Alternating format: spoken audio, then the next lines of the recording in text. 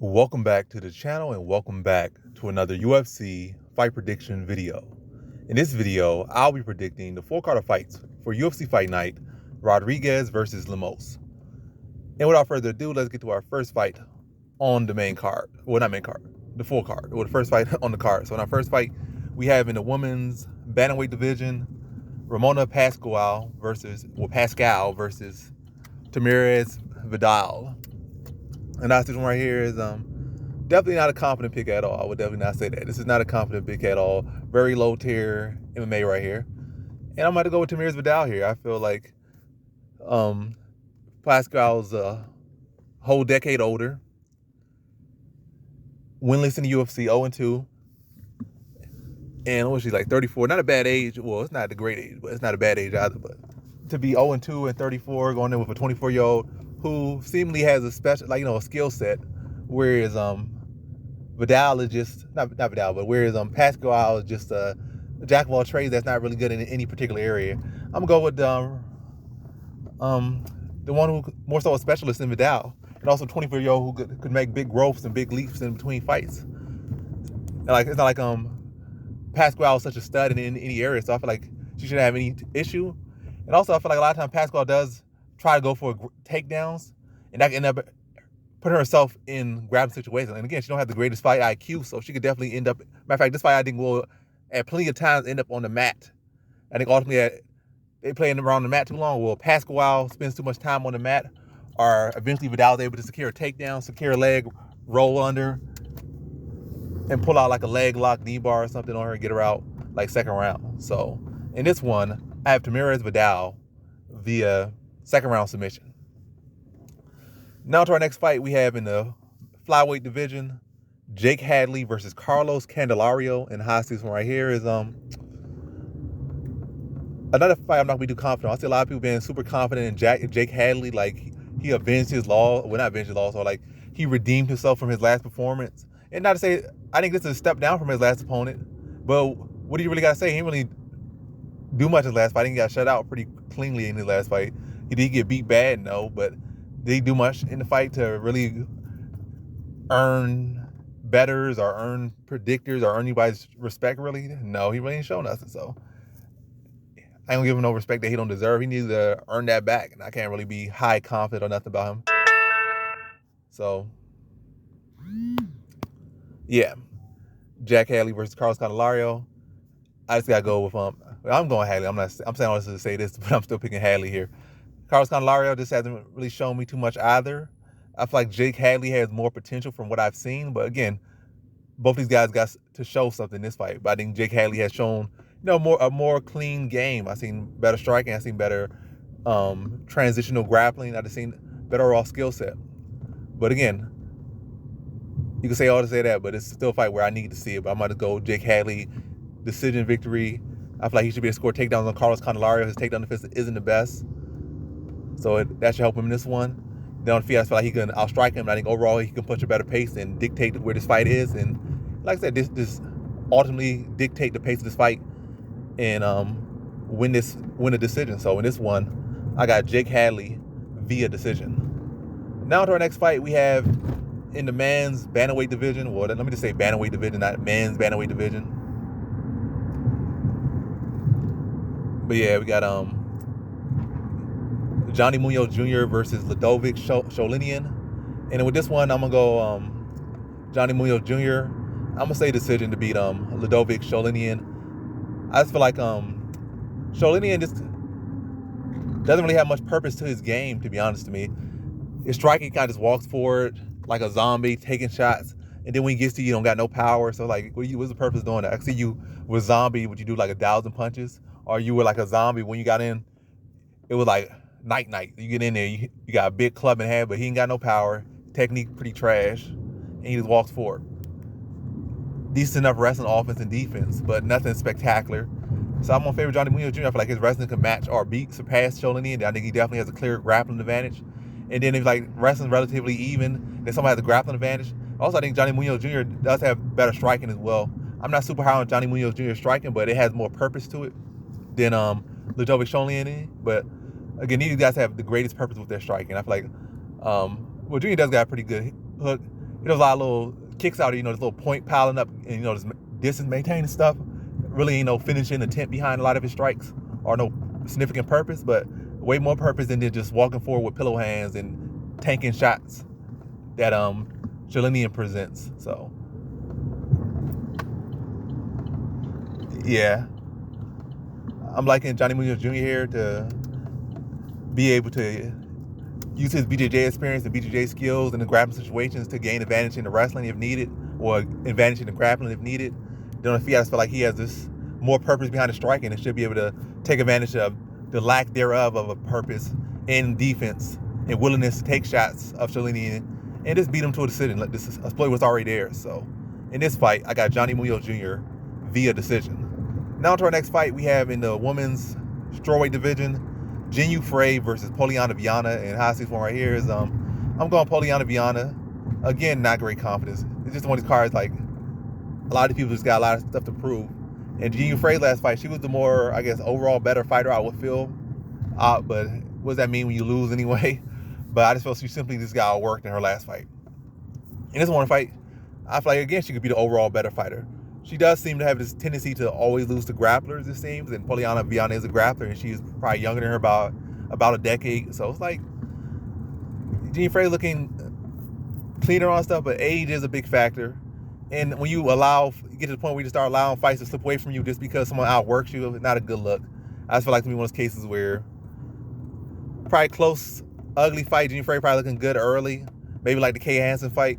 And eventually at some point, either in a scramble or a takedown, in that situation, Poliana Viana is able to quickly snap on an arm bar, and Frey just not able to see it in time, and then it's already in too deep, and she has to tap like second round. So in this one, I have Poliana Viana via second round submission.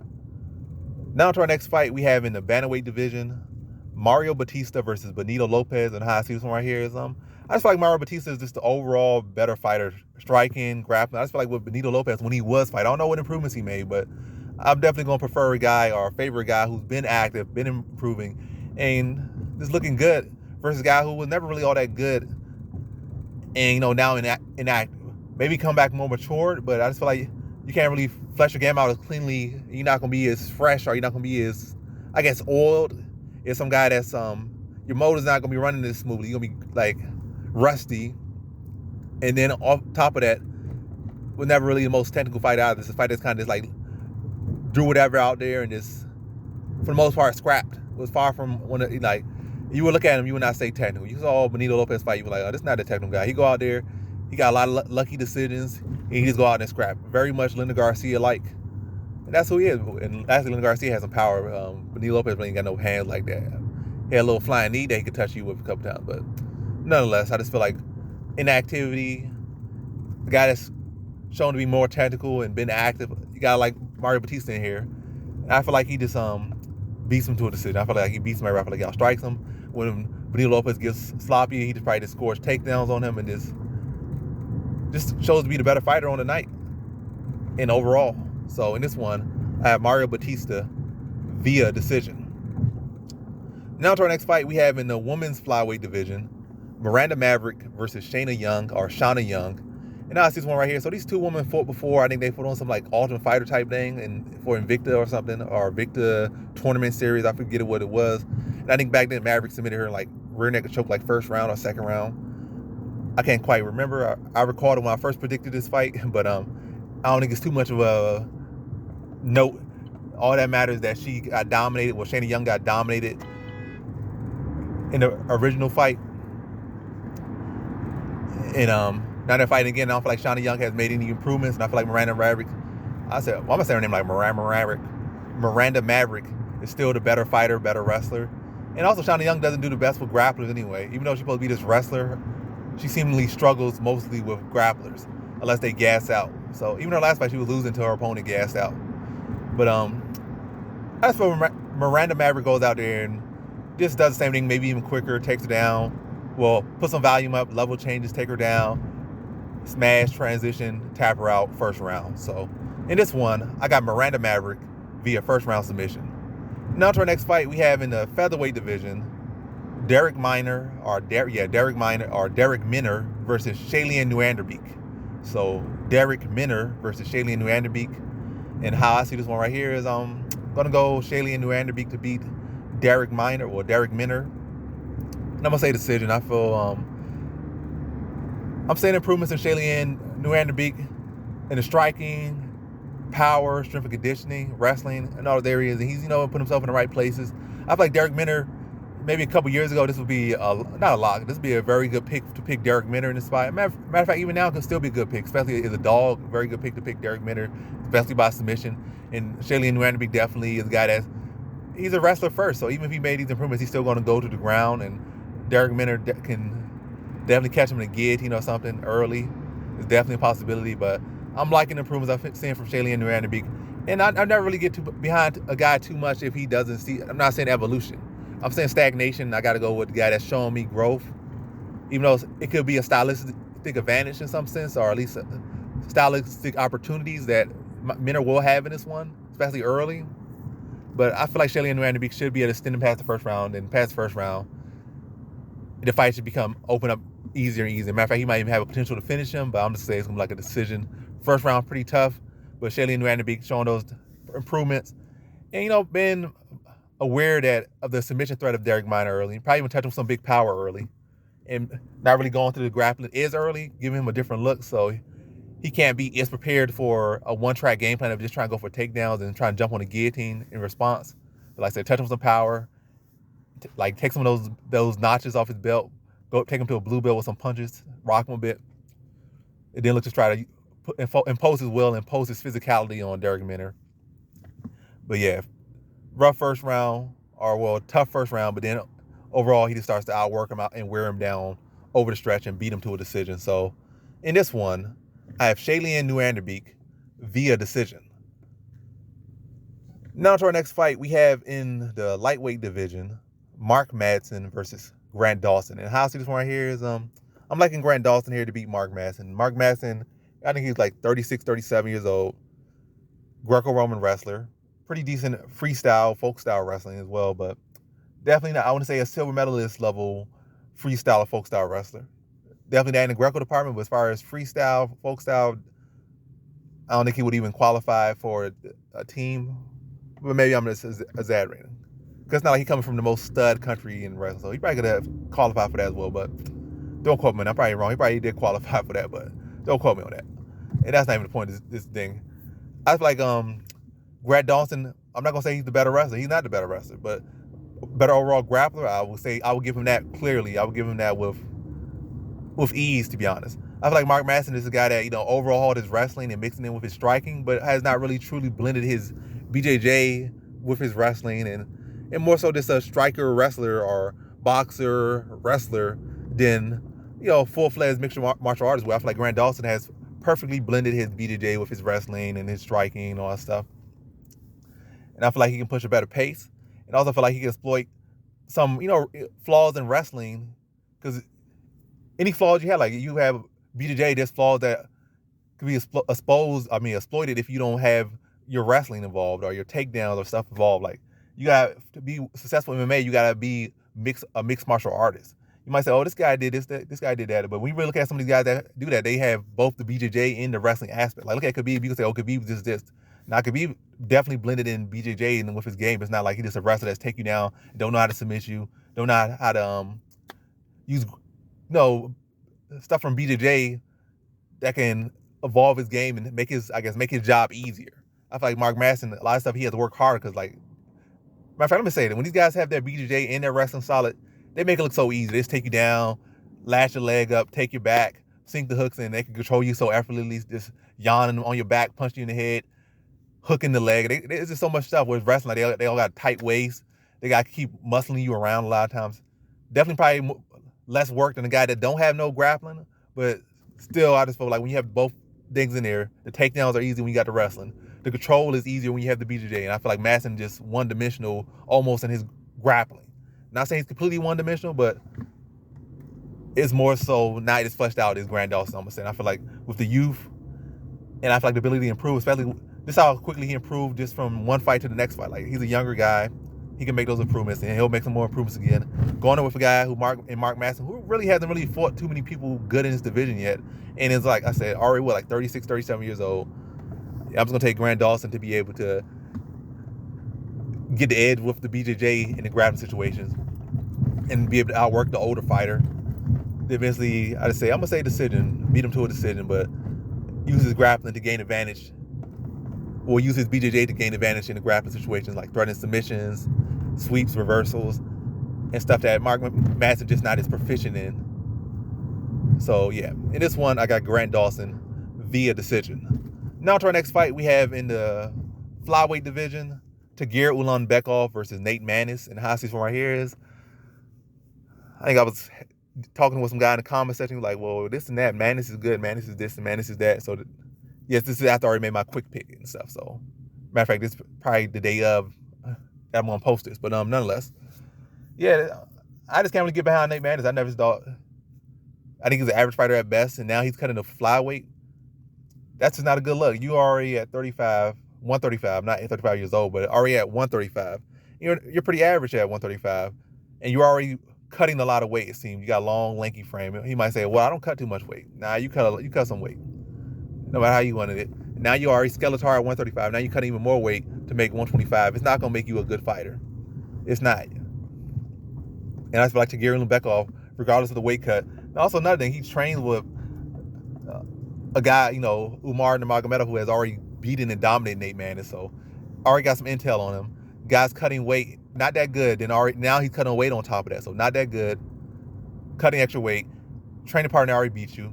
And as a matter of fact, he's still, in reality, probably better in every area than him. I guess Nate Maness' only approach is probably to try to outwork him. That's what we could do. And hopefully they give him an ugly, cheap decision victory. But skill for skill, he really ain't got no shot outside of a puncher's chance. In all honesty, I feel like Ulanbekov can out-wrestle him pretty easily. Maness hasn't really shown great wrestling defense.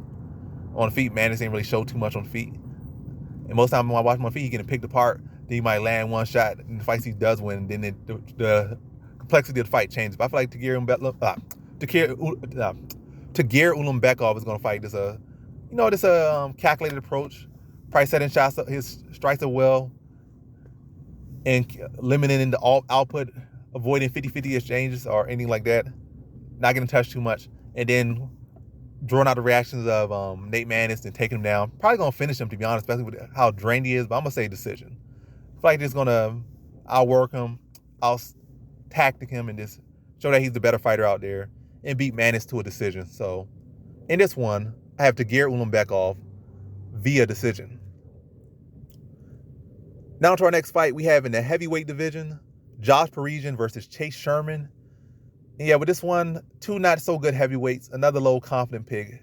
But I'm gonna go with Parisian here to beat Chase Sherman. I just feel like Chase Sherman has not really shown any growth in the grappling department. He could win some striking battle. Also, he has not shown the ability to stack wins together. I don't think he probably been in and out of UFC he probably been in and out of UFC twice, but over the course of 5-6 years, maybe more, maybe less, but roughly around 5-6 years, he's been in and out of UFC. And the man has shown zero ability to stack wins together. So that's one knock against him. Hasn't shown any growth in the grappling department. He definitely got a good chance to win this on the feet. But I feel like Parisian in his last fight, he was getting touched up a little bit on the feet. And he saw, I can take this guy down, and saw it such an easier approach. And I feel like he can come in this fight just saying that, much easier approach. Let's go for the grappling. I feel like he's going to strike with Chase Sherman for a little bit. Chase Sherman probably going to get the edge of that. Maybe a good edge, maybe a light edge, but I feel like Chase Sherman should get the edge in the striking early. But then I feel like once Chase Sherman starts to feel himself on the feet, probably going to start bouncing on his toes a little bit. Or, getting flat-footed. He's going to start to raise up sloppiness, going to start to come out from him, and he's going to start to look for the kill a little bit. That's going to lead him exposing takedowns or open himself up for takedowns, open himself up for grappling situations, whether it be like a duck under to get a clinch, or just look for a single, double reactionary takedown. Well, Parisian ain't really exposed like that. So it's probably like a clinch, to initiate a clinch, then go for the takedown against the cage maybe. But nonetheless, this moment Sherman starts to get overconfident is typically he get one win in UFC and he start posting memes on Twitter and stuff. And being the people's champ. But yeah, I don't know. I think that was some years ago. I haven't really been seeing him on Twitter. I don't follow him either, but nonetheless, I think Parisian's the more well-rounded guy. And I think once he starts to find that avenue, I feel like he's gonna exploit it to the maximum and start to wear him, like take him down, wear him like probably in that second half of the first round. The second round, take him down early, and then just wear on him, and then probably just this ground and pound TKO second round. So in this one, I got Josh Parisian via second round TKO. Now to our next fight, we have in the welterweight division, Magny versus Daniel Rodriguez, and how I see this one right here is a very good matchup. I think Daniel Rodriguez is the better striker. I think he's probably the better submission grappler, but I think Magny's length and reach will be an issue. And just that experience, even though they both like the same age, Magny has so much experience and so much experience against top level guys. And I feel like Magny can, and also I don't feel like statistically Daniel Rodriguez takedown defense is actually pretty decent. Matter of fact, like stat wise, his takedown defense is better than Magny. But then again, Magny has been in there with much better guys overall and been doing it over a longer time. Whereas Daniel Rodriguez, mostly who has he fought? Strikers for the most part, and maybe a grappler every now and then. And yeah. But yeah, Magny has fought like way more guys, way more fights, and way higher level. So you can't really compare the two. And I feel like Magny should be able to. I feel like there's definitely a case to exploit Daniel Rodriguez in the clinch, and Magny could look to use his like veteran savvy, look to drain time off the clock, look to lean on him, latch on him, and just wear him against the cage. Probably do some little knees, elbows, punches. Is when Daniel Rodriguez tries to get past that reach, it just looks to tie him up, like use that reach, probably do some teeth at distance, jab at distance. Then when Rodriguez tries to get past that reach or commit to get past that reach, I feel like he can latch him up and just ground out the decision. I think it's going to be a very competitive fight, very close fight. Might be another split decision type fight, but I favor Magny in that type of situation. I favor his experience to be able to beat Rodriguez in that situation. So in this one, I have Magny via decision. Now to our next fight, we have in our main event, Marina Rodriguez versus Amanda Lemos in the women's strawweight division. How I see this one right here is I think Lemos is amazing. Not amazing. I'm not gonna say she's amazing. She's a good fighter. Amazing. She got to earn that. Like, she ain't amazing. I don't think either of these women are amazing. I don't know what that sexual orientation is, but nonetheless, that maybe their parents or their loved ones could say they're amazing or something, but that's to them. But I myself can't say that neither of these women are amazing just yet. But yeah, I'm gonna go Marina Rodriguez here. I feel like Amanda Lemos, she looked pretty good knocking off some lower tier grapplers in the division. Then she got straight ran through by Jessica Andrade. Or what she? I don't know who she fought. I think she fought Angela Hill first, then she fought Jessica. Yeah, she fought Angela Hill first, and didn't look the greatest. Like, so before she even fought Jessica Andrade, she already looked, got exposed in a sense. Not to say that Angela Hill is bad or having an issue with Angela Hill, or kind of am saying that having a struggle with Angela Hill. This shows that you aren't truly among the elite. And no disrespect to Angela Hill, but if you really want to be a woman that's going to climb up and challenge for a title right now, you can't be struggling with Angela Hill. No disrespect to Angela Hill. You should be finishing Angela Hill or dominating Angela Hill. But if you're not beating Angela Hill, you're not ready for the top 10, or maybe you'll never be ready. I'm not top 10, but you're not ready for the title picture, or you aren't prepared for the title picture yet, or never will be for that. So I'm not saying she never will be, but I just don't think, based off that, she's ready yet. But hey, this is a good chance to maybe prove me wrong, or a good chance to, I guess, alleviate or validate or something like that herself. But nonetheless, then right after losing to Jessica Andrade, she rebounded with a win over Michelle Waterson, where she was struggling in that one, really losing the fight. And then she kind of got one of those weird submissions where she just calls it she tapped, or I had it in, and she pretty much judged the fight herself and say, hey, I won, I tapped her out, one of those types of things. It was in a dominant performance where she just went out there, dominated Angela Hill, where she dominated Michelle Waterson, then got the submission, and it was no controversy to it at all. Nah, she struggled, and then she got a self-declared submission. So it's not the greatest performance. In reality, it's a win, and win's a win, but if not a win she could be very high. And in this fight, I will give her a grappling advantage, but Rodriguez has been in there with better grapplers and has beat them. She beat Dern, she beat Reba, so I feel like grappling-wise, it could be an avenue for Lemos, but again, I haven't seen Lemos look good over rounds. That's one thing. I have not seen her look good over rounds. We know Marina Rodriguez will go 5 rounds, so edge advantage for her there. We have seen Rodriguez beat solid women, like solider fighters or better fighters or more accomplished fighters, and she has done that several times where, like I said, Lemos, where her best win is Angela Hill or Waters, and in both of those fights she struggled. So I just feel like, yeah, I feel like Rodriguez can extend her past the first round where, where her power is going to be most potent, and just simply outwork her over the course of rounds, and also use the fact that she does have that experience in these 5-round fights, in these big fights, and has mostly won these big fights, and be able to beat her to a decision. I don't feel like Lemos can use a grappling approach consistently for 5 rounds. Maybe with a 3-round fight, her opportunities will be more, or her chances of victory will be higher. But in 5-round fights, she got to do at least 2 rounds, and just don't see that happening. And especially do it 2 rounds good, not just 2 rounds half-heartedly. And again, I just feel like Lemos kind of relying on power, or really just relying on the finish, to be honest.